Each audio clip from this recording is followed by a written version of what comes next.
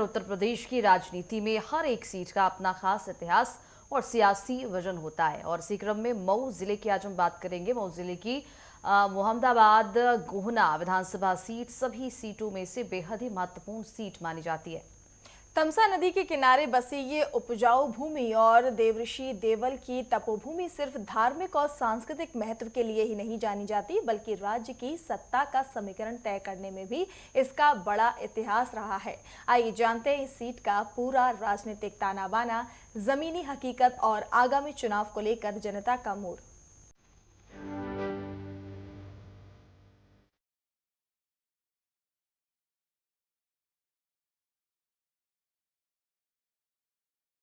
मौजूद है मोहम्मदाबाद गोहाना विधानसभा क्षेत्र में और आपको बता दूं कि 2027 यूपी विधानसभा चुनाव का बिगुल बज गया है।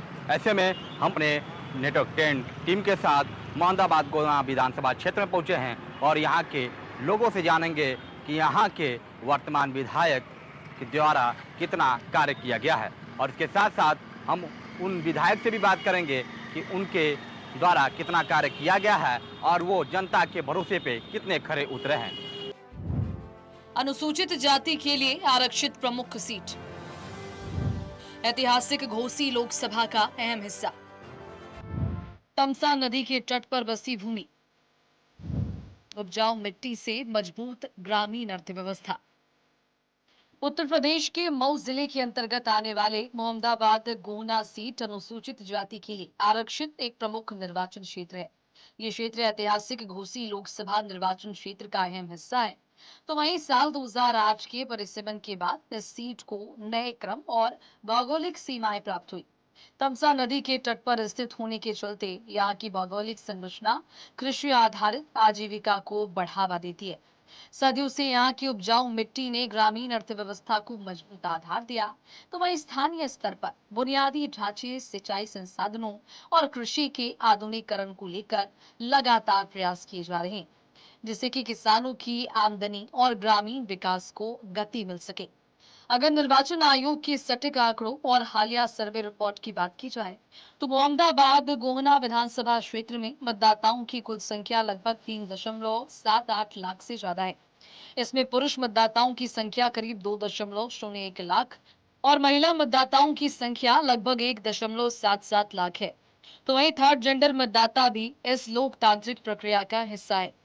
यहाँ महिला मतदाताओं की मजबूत उपस्थिति ये तय करती है कि किसी भी दल की जीत या फिर हार में महिला वोटर्स की पसंद एक निर्णायक भूमिका निभाती है।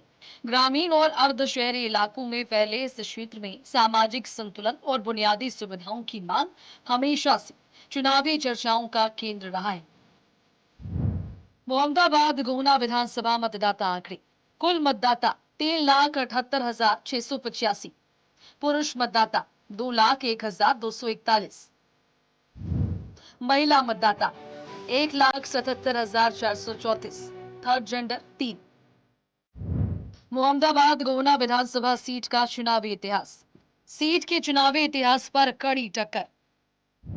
साल 2012 में सपा की जीत, साल 2017 में भाजपा की शानदार जीत, बेहद कम अंतर में हुआ था फैसला। साल 2022 में समाजवादी पार्टी की वापसी, बड़े अंतर से दर्ज हुई विजय। इस सीट के चुनावी इतिहास पर नजर डालें तो यहां हर बार कड़ा मुकाबला देखने को मिला है। साल 2012 के विधानसभा चुनाव में समाजवादी पार्टी के बैजनाथ ने जीत दर्ज की थी, जबकि बहुजन समाज पार्टी के राजेंद्र कुमार दूसरे स्थान पर रहे। और इसके साथ ही 2017 के विधानसभा चुनाव में राजनीति समीकरण बदलने और भारतीय जनता पार्टी के श्री राम सोनकर के कड़े मुकाबले में जीत हासिल की, जिसमें बीजेपी और बसपा के बीच बहुत कम वोटों का अंतर रहा। तो वहीं साल 2022 के विधानसभा चुनाव में समाजवादी पार्टी के टिकट पर चुनाव लड़े राजेंद्र कुमार ने शानदार वापसी करते हुए विजय हासिल की। उन्होंने भाजपा की पूनम सरोज को लगभग 26,649 वोटों के अंतर से हराया था, जो कि कुल मतदान का करीब 11.80% रहा। मोहम्मदाबाद गोहना विकास और राजनीतिक समीकरण। सत्ता की तस्वीर तय करने वाली सीट। ग्रामीण क्षेत्रों में पक्की सड़कों का जाल, बुनियादी ढांचे और सुविधाओं का विस्तार, जनता की बुनियादी जरूरतें तय करेगी दिशा। राजनीतिक विश्लेषकों और जानकारों के बीच ये सीट इसीलिए भी खासी चर्चा में रहती है क्योंकि एक लोकप्रिय जन धारणा और ऐतिहासिक ट्रेंड ये माना जाता है कि इस विधानसभा क्षेत्र में जिस भी दल का विधायक जीत दर्ज करता है, प्रदेश की सत्ता में उसी पार्टी की सरकार बनने के संकेत मिलते हैं। यही कारण है कि मऊ जिले की इस सीट पर सिर्फ स्थानीय नेता ही नहीं बल्कि प्रदेश स्तर के दिग्गजों की भी पैनी नजर रहती है। राजनीतिक दलों के लिए ये सीट प्रतिष्ठा का प्रश्न भी बन जाती है और हर चुनाव में यहाँ का सियासी पारा अपनी चरम पर होता है। विधायक कौन है आपका? माननीय राजेंद्र प्रसाद जी हैं। अभी आते होते हैं क्षेत्र में, गाँव में आते हैं? आते हैं। आते हैं। काम किए कि नहीं? काम तो इंदिरा इलाके में मुझे कराए हैं। आपकी जितनी उम्मीद किए थे, जितनी अपेक्षा आप उनसे किए थे वोट देने के समय, उतना वो अपने वादे पे खरे उतर पाए? हाँ, जो जो बोले थे हमारे गांव में स्ट्रीट लाइट लगवाने के लिए, आरसीसी लगवाने के लिए लगवा दी। चुनाव में आपके क्या मुद्दे थे और आने वाले चुनाव में आपके क्या मुद्दे? तो में तो क्या है, रास्ता, नाली, खरंजा, अब थोड़ा सा हमारे बंधे पे जो है एक समस्या वहाँ उत्पन्न है और वो बार बार कट जाता है और पानी लग जाता है, तो हम लोग गड्ढे डाल के काटते हैं तो उसमें पानी लग जाता है। लोगों को आने जाने के लिए बहुत समस्या होती भाई कौन है आपका? राजेंद्र कुमार। अभी आते होते हैं कि नहीं क्षेत्र में? बहुत कम दिखाई देते हैं। बहुत कम दिखाई देते हैं। काम उन किए हैं कि नहीं? कुछ क्षेत्र में नहीं, इधर काम कुछ कहीं कुछ लोग नहीं रहा है। कुछ कहीं नहीं। अब देहात में हो तो बात अलग है। आपकी आप अपेक्षाओं में खरे उतरे हैं कि नहीं? नहीं, कभी दिखाइए नहीं देते हैं। ऐसा कौन सा कार्य है जो आपको अच्छा लगा हो, कार्य किए हो? कोई कार्य ही नहीं किया तो कौन सा बताया जाए? कोई कार्य? कोई नहीं। कानून व्यवस्था को कैसे देखते हैं इस समय? हाँ? कानून व्यवस्था को कैसे देखते हैं? कानून व्यवस्था करीब करीब ठीक है। ठीक है। उत्तर प्रदेश का सबसे अच्छा मुख्यमंत्री किसको मानते हैं आप? नारायण दत्त तिवारी। मुख्यमंत्री योगी आदित्यनाथ के कार्यकाल को कैसे? वो भी ठीक है। उनकी सरकार, आज की सरकार में कोई अंतर आपको दिखाई देता है? इनके राज्य में ही सड़क वड़क बन गई। उस समय कबाड़ा सड़क थी, इस समय तो मान लीजिए सड़क हर तरफ बढ़िया बढ़िया बन गई, चलने में आराम रहता है। कैसा उनका कार्यकाल रहा है? कार्यकाल तो कुछ ये है नहीं, कुछ नहीं। आप क्या लगता है आपकी अपेक्षाओं में कितना खरे उतरे हुए? नहीं है, कुछ भी नहीं, विधायक के कभी इलाके में आते हैं? कभी नहीं। कभी नहीं। कार्य किए हैं जो आपकी? कोई कार्य नहीं किए। कोई कार्य मार देते हैं। कौन सा ऐसा कानून व्यवस्था को कैसे देखते हैं? कानून व्यवस्था बहुत ठीक नहीं अभी चल रहा है। उत्तर प्रदेश का सबसे अच्छा मुख्यमंत्री किसको मानते हैं? फिलहाल तो मायावती थी, इस समय कोई है ही नहीं। विधायक कौन है आप? राजेंद्र कुमार। कैसे देखते हैं आप अपने विधायक को? ये सही नहीं है, कभी आते नहीं हमारे एरिया में, हमारे इलाके में कभी आते नहीं। हमारा कोई विकास नहीं हुआ, हमारे गांव में खड़ंजा नाली भी कोई काम नहीं हुआ है। विधायक जी आपके इलाके में कभी नहीं है? कभी नहीं, हमारे गांव की पूरी सड़क खराब है। विधानसभा में कार्य किए कि नहीं आपने? नहीं, कभी कोई काम ही नहीं है इनका। कौन से कार्य हैं जो आपको अच्छे लगते हैं? इनका कोई कार्य नहीं हमारे इधर किया है।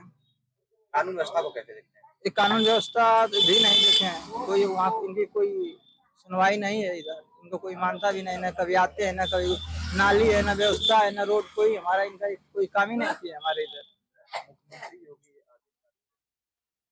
मुख्यमंत्री योगी आदित्यनाथ अच्छे हैं। सरकार और आज की सरकार में क्या अंतर देखते हैं? बहुत सारे अंतर, गुंडे ही खत्म हो गई, माफिया, गुंडा माफिया सब खत्म हो गए। कानून व्यवस्था टाइट है। क्या विधायक आपकी अपेक्षाओं में कितने खरे उतरे? एकदम जीरो। चुनाव में आपके क्या मुद्दे थे और आने वाले चुनाव में क्या है? मुद्दा तो पहले बहुत ज्यादा रहा, मगर वो मुद्दा पर खरे ना उतरला ना उतरी है। इहो बात है कि उतरबो ना करी और उनके लायक भी जनता ना करी। विधायक जी आपके कभी इलाके में आते हो? तब वो देखला ही ना, केहू बता दा, केहू नया में देखले होगे ये विधायक हो। विधायक जी कार्यकाल को कैसे देखते हैं? कुछ जीरो, हर मामले में वो जीरो यहाँ हो। और जनता भी एकदम जनता पहचान नहीं पाएगी विधायक हो यहाँ का।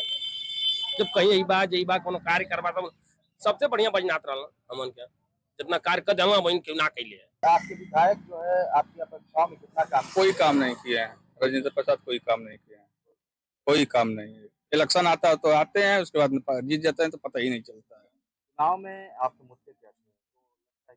अरे हम मुद्दा यही रहता है कि कोई भी अगर विधायक है तो या अपने क्षेत्र में काम करें, गरीब हो कोई चाहे कोई भी इंसान हो उसका सही काम करें।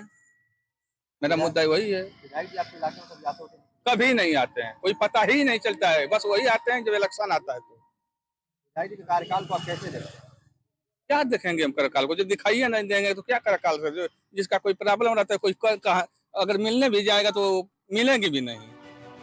विकास के मोर्चों पर बात करें तो मोहम्मदाबाद गोहना में सड़क संपर्क, बिजली आपूर्ति, शिक्षा और स्वास्थ्य सुविधाओं को बेहतर बनाने के लिए कई सरकारी योजनाओं पर काम चल रहा है। ग्रामीण क्षेत्रों में पक्की सड़कों का जाल बिछाने, प्रधानमंत्री आवास योजना और स्वच्छता अभियानों के जरिए बुनियादी जीवन स्तर को सुधारने की कोशिश हुई है। हालांकि स्थानीय नागरिकों और युवाओं के बीच रोजगार के नए अवसर सृजित करने, तकनीकी शिक्षा, संसाधनों के विस्तार और जल निकासी, बाढ़ प्रबंधन जैसी समस्याओं के स्थायी समाधान को लेकर अभी भी अपेक्षाएं बनी हुई है। क्षेत्र का विकास और जनता की बुनियादी जरूरतें ही आगामी चुनावों की मुख्य दिशा तय करेगी। आपके कार्यकाल में आपके प्रमुख कार्य क्या है? हमने अपने निधि की विधायक निधि के माध्यम से, पूर्वांचल विकास निधि के माध्यम से छोटे छोटे बहुत सारे काम किए, जिसमें इंटरलॉकिंग है, सोलिंग है और सीसीबी है, लाइटों का भी काम किया और कुछ स्कूलों को भी भवन निर्माण के लिए मैंने दिया। इस तरह से बहुत सारे काम हुए। जनता का दुर्भाग्य रहा, प्रदेश का दुर्भाग्य रहा कि यूपी में समाजवादी पार्टी की सरकार नहीं बनी, माननीय अखिलेश यादव जी मुख्यमंत्री नहीं होते, नहीं तो यहाँ विकास की गंगा बह जाती। हमारा एक बहुत प्राथमिकता थी कि बंदी घाट पर पुल का निर्माण हो जाए। इसके लिए मैं कई बार क्वेश्चन लगाया, नियम 51 में दिया, 301 में दिया, बहुत सारे प्रयास किए। व्यक्तिगत तौर पर, व्यक्तिगत का मतलब मुख्यमंत्री को पत्र लिखा, लेकिन कोई न कोई बहाना ढूंढ करके उसे खारिज कर दिया जाता रहा। जैसे जैसे आगामी विधानसभा चुनाव का समय नजदीक आ रहा है, मोहम्मदाबाद गोहना में राजनीतिक सरगर्मियां भी तेज होने लगी है। सभी प्रमुख दल अपने संगठन को मजबूत करने, चुनावी रणनीतियों को धार देने और जनता के बीच अपनी पकड़ मजबूत बनाने में जुट गए।